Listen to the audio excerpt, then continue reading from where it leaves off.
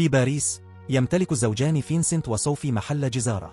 لسوء الحظ، لم يكن هذا المحل ناجحا جدا، ولم يكن لديهما العديد من العملاء، وأولئك الذين يأتون يملون من الانتظار بينما يقوم فينسنت بتدليك اللحوم بطريقة غريبة. في أحد الأيام، هاجمت مجموعة من الناشطين النباتيين المحل بإلقاء الطلاء وكسر الأشياء، وقاموا بالرسم على الحائط. ركض فينسنت خلفهم وتمكن من إسقاط الناشط على الأرض وحاول خلع قناعه، لكن أصدقائه عدوا على الفور لدفع فينسنت بعيدا وإنقاذ الرجل، وقاموا بركل بطن فينسنت قبل الهروب. في وقت لاحق من اليوم، زار الزوجان صديقيهما ستيفاني ومارك وأخبراهما أن البنك رفض منحهما قرضا لإصلاح المحل، لذلك سيفلسان قريبا. في البداية أظهرت ستيفاني تعاطفها، لكنها سرعان ما بدأت تتفاخر بكل الأموال التي يكسبها مارك في محل الجزارة الخاص به. أثناء العشاء، تباهى مارك أيضا بكل الأموال التي يكسبها وأعطى فينسنت هدية، إنها مسدس لحماية المحل. لا يملك فينسنت تصريحا ويعتقد أنه لا ينبغي له قبوله، لكن مارك يصر ويطلق النار حتى على لعبة في المسبح. في طريقهما إلى المنزل، تخبر صوفي فينسنت أنه يجب عليهما الانفصال لأن زواجهما أصبح مملا وتريد رجلا يثيرها. ومع ذلك، لا يستمع فينسنت لأنه لاحظ للتو الناشط يركب دراجة في مكان قريب. فجأة، أوقف فينسنت السيارة وقرر مواجهة الرجل، ويقود السيارة للخلف ويدهسه عن طريق الخطأ ويقتله. يريد فينسنت المرعوب الاتصال بالشرطة وإخبارهم أنه كان حادثا، لكن صوفي تشير إلى أنه شرب الكحول للتو وهناك مسدس في صندوق السيارة، لذلك سيحصل على حكم بالسجن مدى الحياة. وتتذكر فيلما وثائقيا شاهدته الليلة الماضية، وتقترح عليهما تقليد قاتل متسلسل مشهور قام بتشريح الضحايا وترك القطع في أكياس قمامة في جميع أنحاء المدينة. بعد لحظات، يضع فينسنت الرجل الميت على طاولة الجزار ويبدأ في تقطيعه باستخدام أدوات عمله. يكسرها إلى قطع كبيرة ثم يقطعها إلى قطع أصغر. في هذه الأثناء، تسقط أذن ويأكلها الكلب دون تردد، ويحبها كثيرا لدرجة أنه ينبح ليطلب المزيد. يرمي فينسنت الأذن الأخرى ويشاهد كلبه يأكلها مما يجعله يستغرب. وبعد أن انتهى، يذهب فينسنت إلى غرفة نومه حيث تشاهد صوفي فيلما وثائقيا آخر عن الجريمة. تخبره أنه لا يستطيع النوم هناك لأنهما منفصلان الآن. ليس أمام فينسنت خيار سوى النوم على الأريكة. في صباح اليوم التالي، ينام فينسنت أكثر من اللازم ويسرع إلى المتجر ليكتشف أن صوفي باعت لحم الإنسان الذي تركه على آلة التقطيع معتقدا أنه لحم خنزير. قبل أن يتمكن من طبيخها، تعود العميلة قائلة إنها كانت أكثر أنواع اللحوم روعة التي تناولتها على الإطلاق وتطلب المزيد. يحاول بيعها شيئا آخر، لكنها تريد المزيد من لحم الخنزير فقط. لا تفهم صوفي المشكلة، لذا يزعم فينسنت أن لديه كمية صغيرة، والآن تريد صوفي تجربة لحم الخنزير الجديد. كما تعتقد أنه لذيذ للغاية، ويخبر فينسنت النساء أنه لحم خنزير إيراني. تشتري العميلة كل ما تريده، وبعد أن تغادر، تريد صوفي معرفة الحقيقة. عندما تسمع التفسير، تصاب بالذعر لثانية واحدة فقط قبل أن تخبر فينسنت بعدم التخلص منه، بل يجب عليه بدلا من ذلك تجربته أيضا. يرفض القيام بذلك، لكن صوفي تستمر في الحديث قائلة إنه يمكنهم بيع الجثة بالكامل للتخلص من جميع الأدلة. في تلك اللحظة يصل عميل آخر، إنه صديق للمرأة السابقة التي شاركته لحم الخنزير، والآن يريد بعضا منه أيضا. تنتشر شائعات لحم الخنزير الإيراني، وسرعان ما يمتلئ المتجر بالأشخاص الذين يطلبونه. يستمر الزوجان في بيع لحم الإنسان، ويحققان أموالا جيدة للمرة الأولى. عندما يأتي الضابط نتماغ لشراء لحم الخنزير الإيراني أيضا، يشعر الزوجان بالتوتر، ولكن لحسن الحظ لم يتعرف على الأجزاء البشرية. في المساء، يتناول فينسنت آخر قطعة بشرية على العشاء ويحب مذاقها أيضا. تعتقد صوفية أنه يجب عليهم البدء في قتل الناس وبيع لحومهم، وهو ما يعتقد فينسنت أنه مزحة. ومع ذلك، تكون صوفية جدة وتشير إلى أن هذا قد ينقذ المتجر. في اليوم التالي، تعرفهم ابنتهما كلوي إلى صديقها لوكاس. إنه نباتي، لكنه يعد بأنه يحترم آكلي اللحوم وليس متطرفا مثل أولئك الذين يضربون المتجر، وهو تصرف لا يوافق عليه. في البداية، لا يمانع فينسنت وصوفي، لكنهما يصابان بالصدمة عندما يسمعان أن كلوي أصبحت نباتية أيضا احتراما لصديقها. لن يأكل لوكاس الفطر الذي صنعه فينسنت لأنه ينقع في عصير الدجاج، ولا يشرب نبيذهم أيضا. يوضح أنه يشرب النبيذ النباتي فقط لأن النبيذ التقليدي مصنوع من العنب المهروس الذي يحتوي على حشرات ميتة. يحضر الزوجان الجبن ثم كعكة لاحقا، لكنه لن يقبلها أيضا لأنها تحتوي على حليب وبيض. حتى أنه يطلق على صوفي لقب البقرة العجوز عندما يشرح كيف يعاملون الحيوانات في المزارع. بعد رحيل كلوي ولوكاس، يشعر فينسنت بالإحباط الشديد لدرجة أنه يوافق على قتل الناس. يذهبان إلى مطعم نباتي ويبدأان في تحليل العملاء، ويريدان شخصا لديه الكثير من اللحوم ولا يعاني من التوتر. الطاهي كبير جدا، لذلك اختاراه كضحيتهما التالية. عندما تنتهي وردية الرجل، يتبعه فينسنت إلى منزله ويجهز السكين، ولكن عندما يصرخ الرجل، يصاب فينسنت بالذعر ويهرب. ينضم إلى صوفي في السيارة ويخبرها أن الرجل دافع عن نفسه، ولهذا السبب كان عليه أن يهرب. ومع ذلك، تستطيع صوفي أن تدرك أنه يكذب وتقول إنهم بحاجة إلى خطط أفضل، لذا فهي تشارك المزيد من الأفكار التي تعلمتها من مشاهدة الأفلام الوثائقية عن الجريمة. في اليوم التالي، تذهب صوفي وفينسنت إلى بلدة أخرى ويتظاهران بأنهما ناشطان نباتيان أمام متجر بقالة. عندما يهينهما رجل، تتجادل صوفي معه باستخدام كل البيانات التي تعلمتها من لوكاس.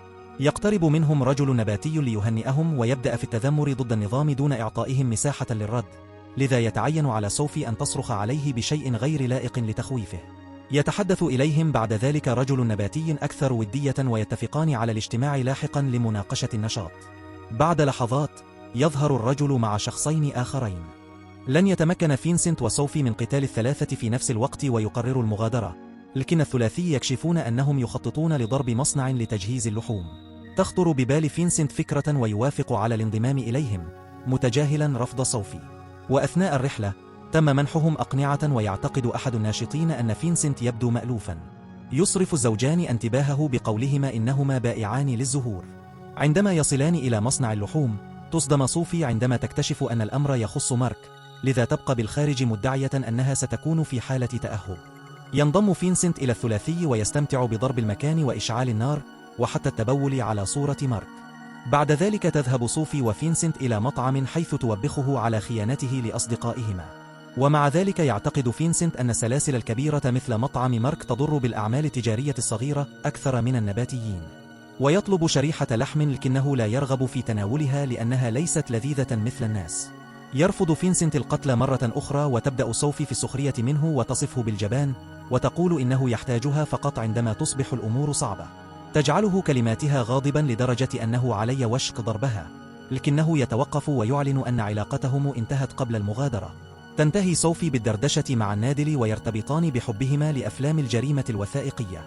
يعرض عليها توصيلها، وعندما يصلان إلى منزلها، يلاحظ المتجر. يجد النادل أنه من المضحك أنه يوصل جزارا لأنه نباتي. يستمر في مغازلتها وحتى تقبيلها، فقط لكي تعض صوفي الجائعة لسانه. نظرا لأنه ينزف، تدعوه إلى الداخل حتى يتمكن من تنظيف الدماء. بينما كان الرجل في الحمام، أخبرت صوفي فينسنت أن هذا قد يكون خنزيرهم الإيراني التالي، وجعلته يشعر بالغيرة من خلال شرح القبلة بالتفصيل. بدأ فينسنت الغاضب في سحب سكينه، وتتحمس صوفي لرؤيته منفعلا للغاية. ومع ذلك، توقف فينسنت عندما تذكر أن أفضل اللحوم تأتي من الأبقار. قررت صوفي تدليك النادل على الأريكة لتجهيزه. عندما أخبرت فينسنت بالذهاب، بدأ في التفكير مرتين، لكن صوفي دفعته إلى الموافقة من خلال ذكر بقائهما وتهديده بالطلاق. غادر فينسنت المطبخ ووجد النادل عاريا، لأنه يعتقد أن كل هذا لعبة شقية قام بها الزوجان لجعله ينضم لهم ليمارسوا العلاقة سويا. وهذا يثير غضب فينسنت مرة أخرى، ويبدأ في ضرب الرجل حتى يموت. في تلك اللحظة تعود كلوي إلى المنزل، فيغسل فينسنت وجهه بماء حوض السمك، وتخفي صوفي ملابس النادل مع الجثة خلف الأريكة. تشعر كلوي بالانزعاج لأن لوكاس انفصل عنها، ويبدو أنه ظن أنها كانت تأكل اللحوم سرا، وأن ابنة الجزار تحمل حب اللحوم في دمها. وتريد البقاء مع والديها الليلة وتناول لحم المتجر على العشاء، مما يجعل الزوجين يصابان بالذعر. ويطلبان منها العودة إلى لوكاس ومنحه فرصة ثانية لأنه رجل طيب. بعد رحيل كلوي، ينظف الزوجان الدم في غرفة المعيشة ويشرعان في تقطيع الجثة. بينما يعملان معا، يمكنهما الشعور بأن رابطتهما أصبحت قوية مرة أخرى. يرميان دراجة النادل في النهر ثم ينامان معا على الأريكة. في صباح اليوم التالي، تتصل بهما ستيفاني ومارك للحصول على الدعم المعنوي لأنهما وجد المتجر المدمر. تشعر صوفي بالسوء في البداية، لكنها تغير رأيها عندما لا تزال ستيفاني تسخر من متجر فينسنت. يوضح الضابط نتمك أن هذا تم بواسطة نفس الناشطين الذين هاجموا متجر فينسينت، وحتى أنه يعرض عليهم لقطات. بينما يطالب ستيفاني ومارك بالتعويض من الحكومة، يطلب نتمك من صوفي وفينسنت المزيد من لحم الخنزير الإيراني. في ذلك المساء ينتظر طابور طويل خارج المتجر لشراء لحم الخنزير الإيراني، ويتم بيع الجسم بالكامل في غضون ساعات قليلة. تعد صوفي بأنهم سيحصلون على المزيد غدا، لذلك في المساء يختطفون الطاهي من المطعم النباتي ويقتلونه في حوض الاستحمام بعد بعض التردد. مع مرور الأيام يستمر الزوجان في قتل النباتيين بأساليب مختلفة. يتوقف فينسنت عن التردد ويبدأ في الاستمتاع بإثارة الصيد. كل يوم لديهم المزيد والمزيد من العملاء والطوابير في المتجر طويلة بشكل لا يصدق. يقترب الزوجان أثناء العمل معا، ويصبح قتل الناس أمرا روتينيا بالنسبة لهما لدرجة أنهما يخوضان محادثات سخيفة أثناء القتل.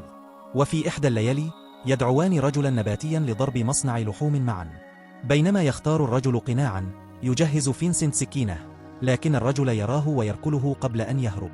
يبدأ الزوجان في مطاردته عبر الغابة، لكن لسوء الحظ يفقدانه من بصرهما. تعتقد صوفي أن مغامرتهم انتهت، لكن فينسنت يسمع شخصا يتحرك في الظلام. ثم تتصل صوفي بهاتف الرجل ويكشف رنين الهاتف عن موقعه. يصاب الرجل بالذعر ويحاول الركض مرة أخرى، لكنه يتعثر ويسقط. عندما يتفقد الزوجان أمره، يدركان أنه مات بالفعل، وأن الخوف ربما تسبب في إصابته بنوبة قلبية. في اليوم التالي تتقاسم صوفي وفينسنت شرائح اللحم المصنوعة من الرجل المصاب بنوبة قلبية مع ستيفاني ومارك، اللذين يعترفان بأنها جيدة وأن غيرتهما تجعلهما أكثر هدوءا من المعتاد. عندما يأخذ مارك قضمة أخرى، يصاب بالصدمة عندما يجد قطعة معدنية في اللحم، وتتعرف عليها ستيفاني على أنها جهاز تنظيم ضربات القلب.